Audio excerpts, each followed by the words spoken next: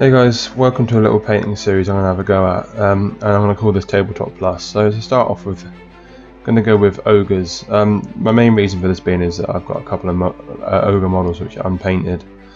So this is basically a little step-by-step guide that I've put together that will show you how to get your Ogre models looking exactly like this chap in the picture here.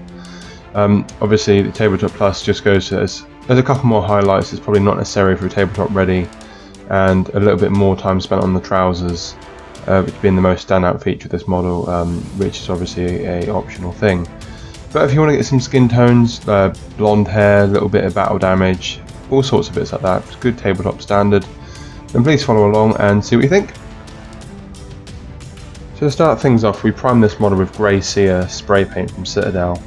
I find this to be a great spray, really fine, doesn't clog up any details.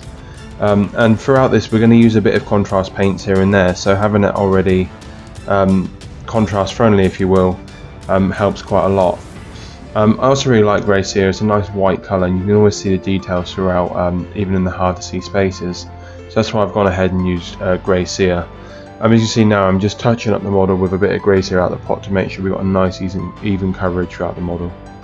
So to start the flesh off, I'm using one of my favourite Citadel paints, and that's Bugman's Glow. This gives a really nice reddy kind of ruddy flesh to the ogres and works a fantastic base layer. For me it kind of went down in one coat and gave me pretty good coverage. Your mileage may vary, but yeah, go ahead and cover all the flesh in a layer of Bugman's Glow until you get good coverage, and then we'll move on to the next step. So now we've got our base layer of Bugman's Glow, we want to give this guy a flesh wash, so we're going to use Rycon Flesh Shade for this. Make sure you give it a good old shake, because the wash can sometimes settle weird if you had them laying around for a while. So make sure it's well shook, and we want to blast this guy's flesh with this. We want to make sure all the deep recesses are equally covered, and try not to let it settle on the flat areas. If you do this, it's not the end of the world, but it just means you might have to go over it a couple more times than necessary. So let's try and make light work of this, and make sure that the wash is managed and it dries as it should do. So again, we're looking to cover all those deep areas and try and avoid any of the flat surfaces with this wash. So once our wash is dry, we want to mix 50-50 Cadian Flesh Tone with Bugman's Glow. Whack a bit of water on this as well to make it thin and make sure it goes down nice and consistently. So what we want to do is we want to start aiming for the flatter parts of the arms, and we just want to basically leave the recesses dark whilst we focus on the higher areas with this flesh tone. I don't know why I've decided to change my camera angle in this shot and the next couple. I do apologise for that, and I'm going to try and hopefully get a little bit more consistent in future videos.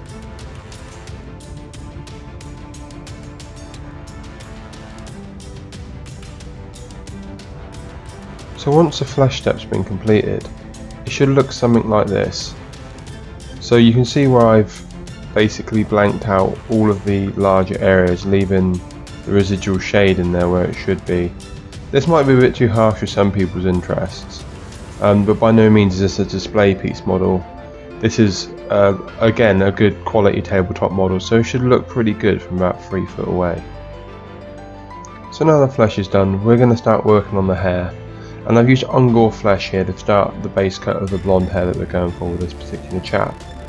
So go nice and carefully with this, we don't want to get it on any of the flesh, but as you can see I'm working with a wet palette, and I would recommend you guys do the same. So that way if you do make any errors, once it's dry you can then touch it with the previous layer that you've got, which will still remain wet for a good amount of time afterwards.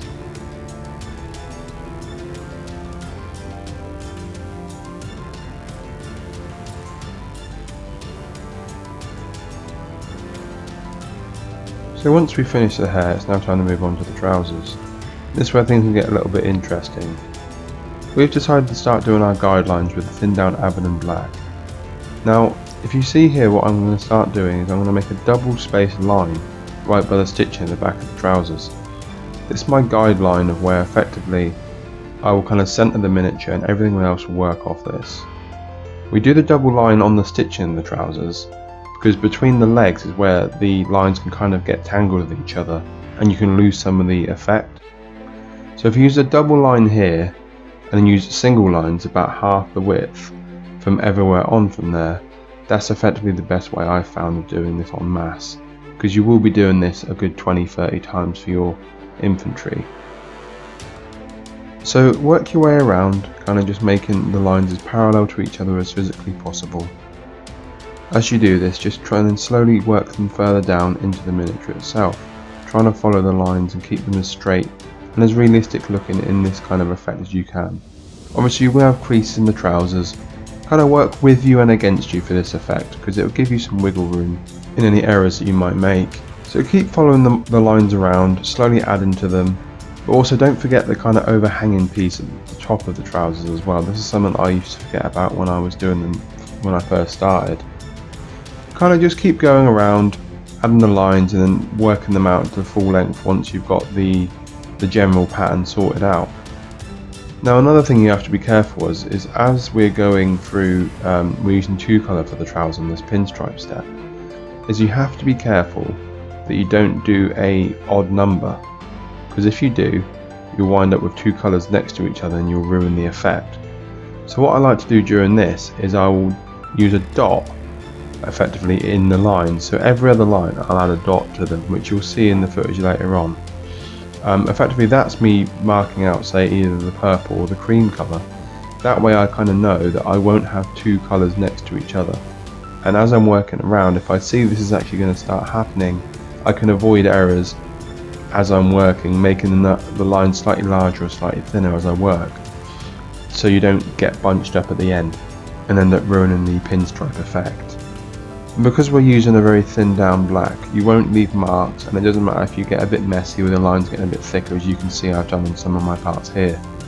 It's all just about getting your layer lines down and trying to effectively plot what you're doing with your next colours. When you start moving on to the purple, if you so choose, you can then start using this colour to then go over lines and correct some of the mistakes that you've made during this step in the process.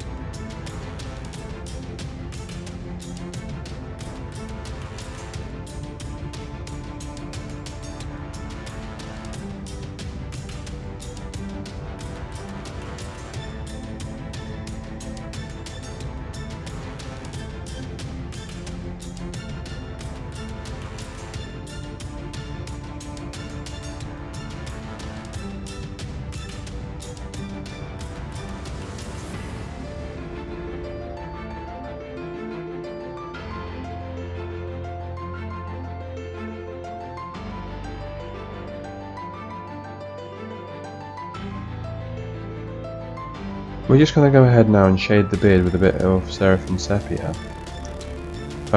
Very straightforward, just plaster this all over the beard and you're well away. Now you can see here as well that the trousers have got purple on them. What I've done is I've used a bit of the Magos Purple contrast paint to basically blot out all the lines that I want to be purple. It's for 2 reasons. I can now see more accurately if the pinstripe design's working for this particular model, because it's all shaded and it's a bit more of a visual representation rather than just the dots we did beforehand. Also, because we're using quite a light undercoat with the grey sear, I find that the Magos Purple helps also pre-shade with a very thin colour to help the purple go down with not so many coats. I use contrast paints quite a lot for this, as I do use grey sear quite often as my base primer, because I just really like the finish it gives. And here you can see what the model looks like after the Magos Purple and the shade have dried. Now we're going to take Zeri's Purple with a little bit of water thinned down, and we're going to use this on top of the Magos Purple base shade that we've already put down. I'm just going to fill in these lines. Now this is a bit of a funny colour, it's quite translucent, so it's going to take a couple of coats unfortunately. So just work yourself around in little thin lines and just fill out the blocks, correcting any sort of overlap we might have from where we might have made mistakes with the guidelines that we've previously done with the Abaddon Black. Carry on with this until you're happy with the coverage of the Xeres Purple, and then we can move on with the next colour.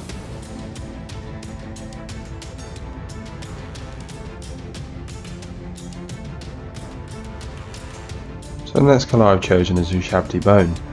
It's a really nice, rich, creamy bone kind of colour, hence the name. And it's got fairly decent coverage, especially over the grey seer. Now what we want to do with this, we want to try and get this right up butted against the purple, because we want these two lines to be right next to each other, and we'll break them up later on with another Chaos Black pinstripe. So give us a good old shake and dilute it with a little bit of water, and we're going to start applying this in the same manner as the Xeres Purple. It might take a couple of coats, but you'll get there eventually. Just take your time, wait for the first layer to dry, and then just go around them again for a second or third coat.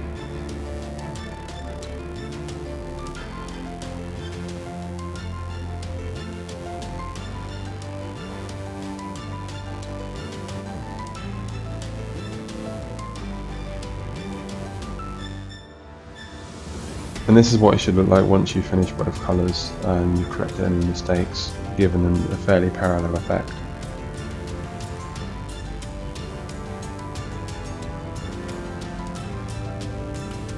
So this is again a really fiddly part, but this is the bit that kind of makes it really pop.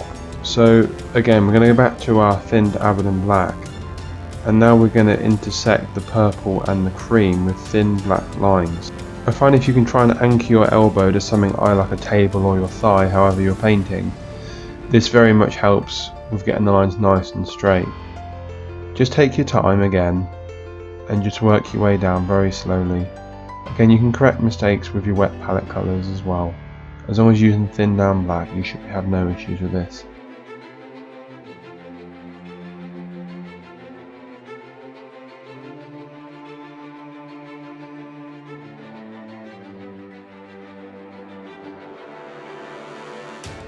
Now your black pinstripes are sorted, I use a little bit of Drucci Violet to get into the creases of the clothes, and just use that as a little bit of a wash to darken it down and give a little bit more depth to the folds in the trousers.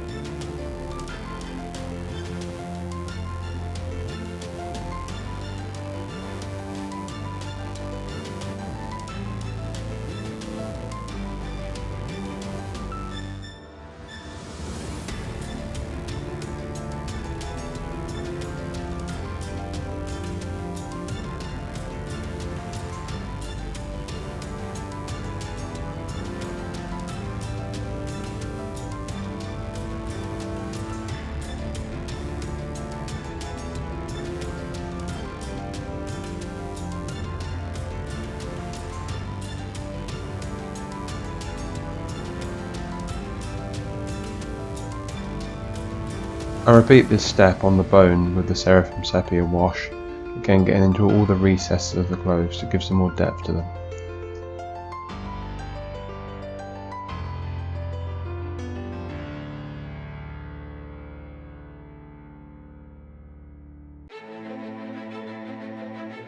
So we're going to highlight the Xeres Purple with Genestealer Purple. I use thin lines of this next to the black lines to break up the black and purple even more. And I also use a highlight of the Genestealer Purple on top of the very raised areas of the folds of the cloth.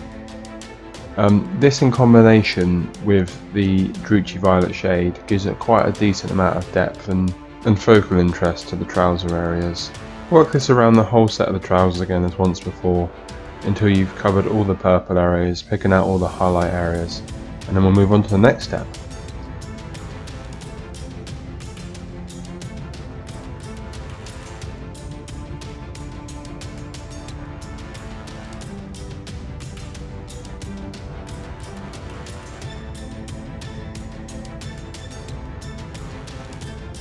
Repeat this step on all the Ushabti bone layers with Screaming Skull.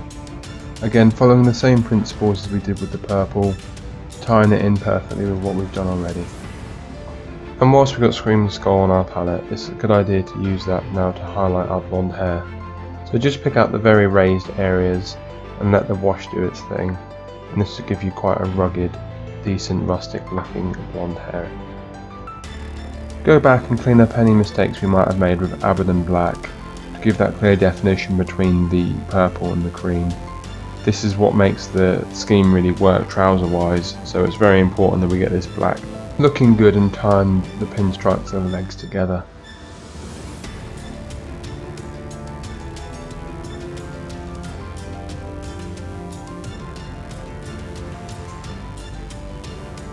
Now we're just going to take Rhinox hide and base coat all of the leather parts, namely the boots and the belt on this model, but as this can be used for multiple Ogre models, keep this in mind when doing other leather parts.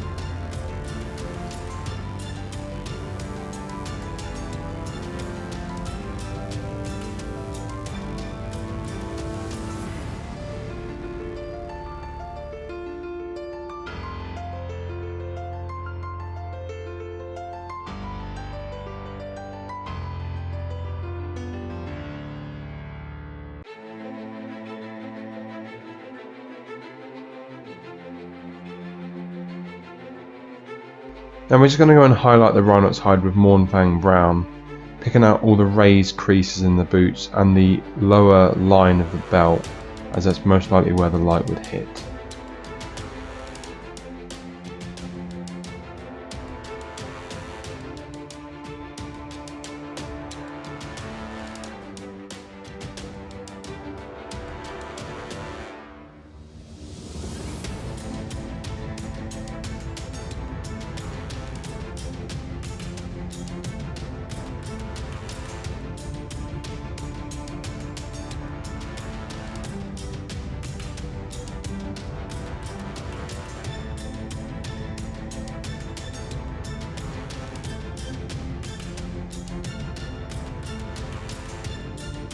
We're now going to go back to Grey Seer and we're going to clean up any sort of wraps and stone parts of the weapon. Anything stone, any sort of fabric at this point that we're looking to use contrast paints on. We're going to hit that with a bit of Grey Seer now, as some of this may have been covered in our last processes. So for the wraps we're going to make sure they're covered up nicely, because we're going to hit them with some Skeleton Horde contrast, and also we want to hit the stone club with a bit of contrast as well. So make sure you go back and cover up any pieces you want to cover with contrast paints with Grey Seer at this point.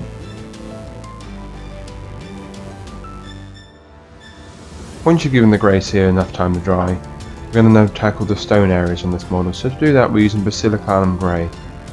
Again, contrast paints can be kind of funny, so make sure they're well shaken, as a lot of the sediment will sit at the bottom. If you turn the bottle over you see a white bit of powder at the bottom.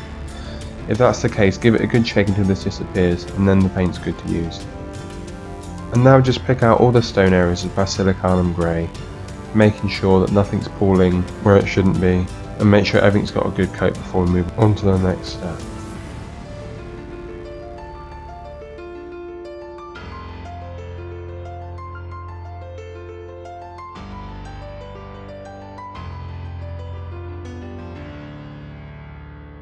I've now used a little bit of Caribou Crimson to pick out the Ogre's lips and paint the nipples.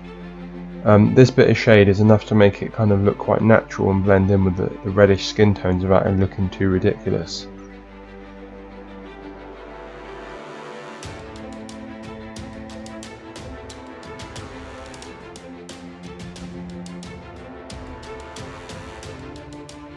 Now we're just going to cover all those fabric areas, wraps of the weapons, wrist wraps, etc. And we're going to hit that with Skeleton Horde contrast. Give it a good decent coat following the principles before, make sure it's well shaken. And just go super careful with this, you don't want it pouring over any of the other details or parts we've already painted. Next we're going to paint the gut plate itself, and we're going to use Balthasar Gold for this. Also, whilst we've got Balthasar Gold, we're going to use this to pick out the crossguard of the sword, and also put some bronzy coppery parts on the wrist wraps, and also half of the metal plates on the club. We'll paint the other half with lead belcher once we get to the lead belcher step.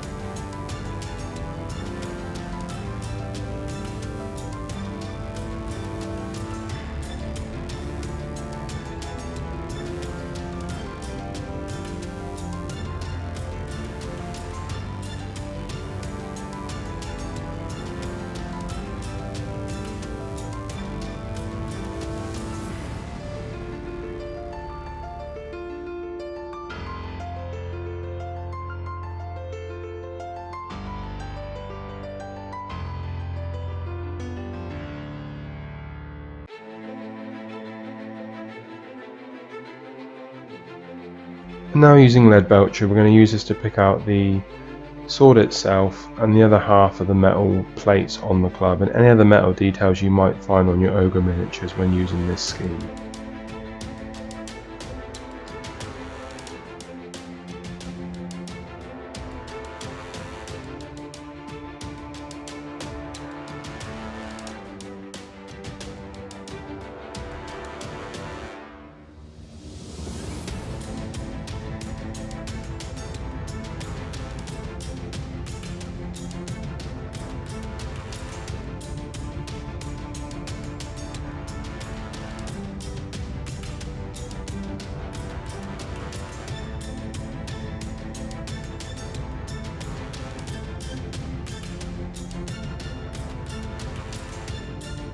Now using snakebite leather contrast, I'm using this to pick out any sort of like rope areas on the ogres themselves. You could also use this for the wrist wraps or weapon bindings as well, but I just prefer the more kind of off-white colour to go with this scheme for the wrist wraps in this in particular instance.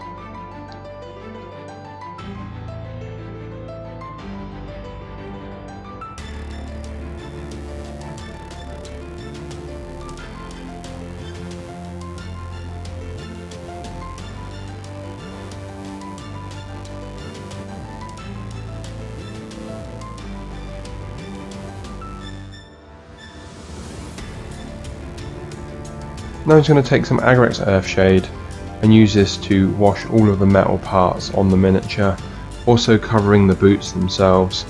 This will kind of mute down the highlights on the boots and give the metal a lot more of a well worn and a dirty kind of feeling, as you would find with ogres.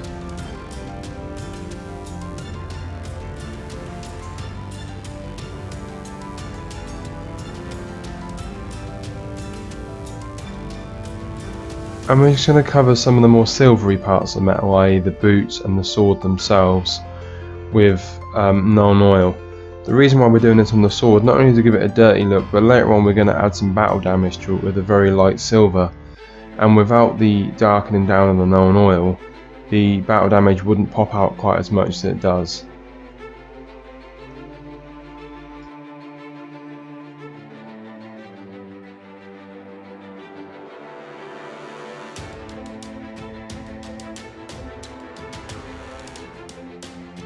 I'm going to take a small bit now of Vallejo's game colour off-white. I'm just going to use that to pick out the teeth of the ogre and also the eyes, so we're just going to be very careful now. and just dot these in with a very fine detail brush. If you make a mistake like I have here, what I find is quite useful is just give it another recessed shade of Reichland Flesh shade, and that should cover up the mistake made on this eye.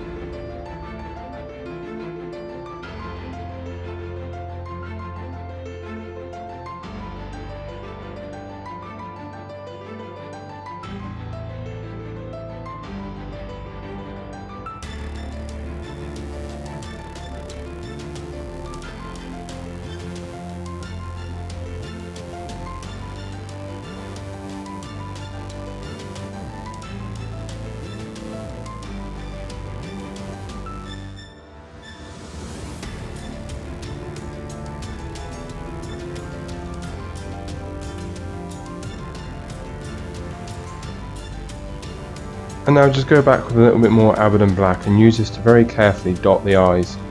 With this model I kind of accidentally dotted the eye a little bit farther over to the left hand side looking towards that club. So I kind of just went with it and done the other one like that as well, so it kind of looked off to the side a little bit suspiciously.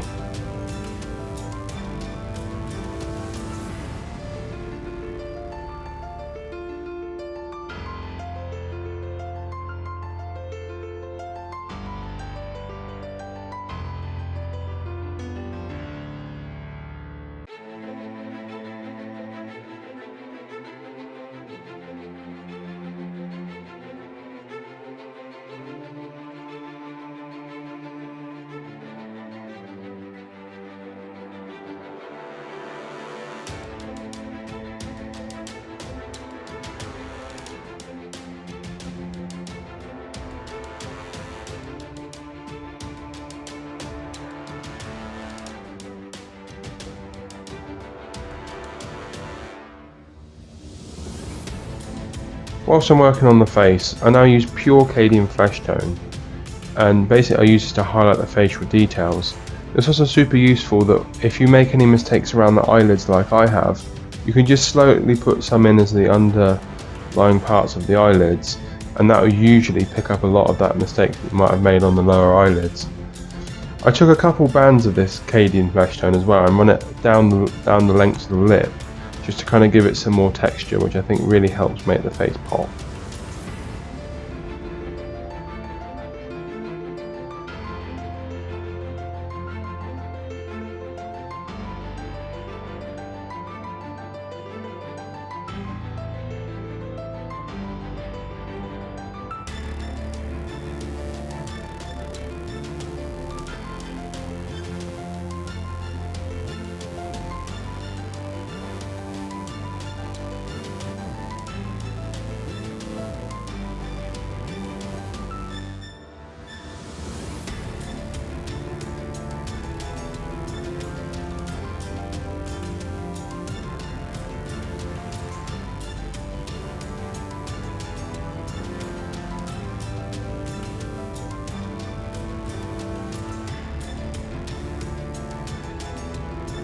Okay guys, for the final step, we're going to take some Vallejo Model Air Chrome. I use the Model Air range because it's thinner and it's got fantastic coverage for such a thin paint. It's just fantastic for doing battle damage and scratches. So we're going to take a nice tiny little detail brush here. Don't have to buy an artificial, I don't really know why I did that. So yeah, just basically pick out the raised edges and place where you think you're going to catch some wear and tear on the gut plate and on the metals and stuff like that. You can see that I add a couple of scratches to add some texture onto the gut plate.